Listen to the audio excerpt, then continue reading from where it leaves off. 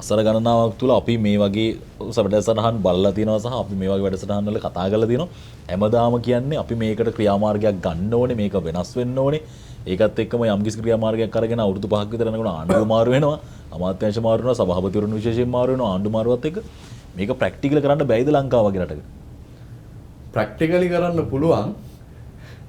මේ ඒක කරපු තැනුත් තියෙනවා. නමුත් අර ප්‍රැක්ටිකලි කරන්න පුළුවන් කියන එකට මටයි ඔබතුමාටයි කරන්න හැකියාවක් නැහැ. ඊට අදාළ ප්‍රතිපත්ති සම්පාදකයන් ඉන්නවා. එතකොට අපිට කරන්න පුළුවන් සියලුම නිර්දේශ දීලා අපේ සම්පූර්ණ සහයෝගය දක්වන එක. ඒක තමයි මම කිව්වේ අපිට හැකියාවක් තියෙන ජාතික ප්‍රතිපත්ති. දැන් අපි මහන්සි වෙලා හදපු ප්‍රතිපත්ති.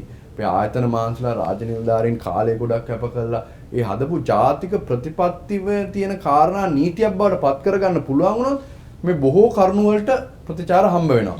නමුත් නීතියක් බවට පත් කිරීමේ කාරණය සම්පූර්ණයෙන්ම තියෙන්නේ පාර්ලිමේන්තුව සතුව.